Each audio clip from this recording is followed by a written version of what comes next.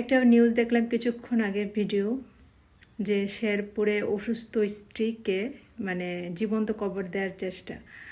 দেখলাম যে পাশেই আরেকজন দাঁড়ায় রয়েছে, পাশের ঘরে দরজা আরেকজন দাঁড়ায় তাকায় রয়েছে, আরেকজন ভিডিও করতেছে, বাট কেউ আসলে এগিয়ে যাচ্ছে না।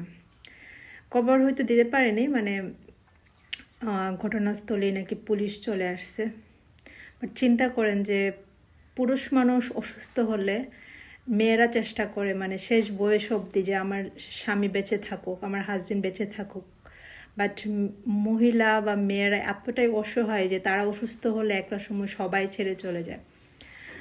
ওই লোকটা মানে মেয়েটার মহিলার স্বামী দীর্ঘদিন ধরে নাকি সেবা করতে করতে সে নাকি মানসিকভাবে খুব বিপর্যস্ত হয়ে গিয়েছিল। মেয়েকে বিয়ে দিয়ে দিয়েছে, ছেলে মেয়ে আলাদা থাকে। সো আমরা আসলে কোথায় এসে দাঁড়াইছি, মানে এই নিউজটা দেখার পরে গায়ের লোম পুরো দাঁড়াই গেছে। যাই হোক, আল্লাহ সবাইকে হেদায়েত দান করুক।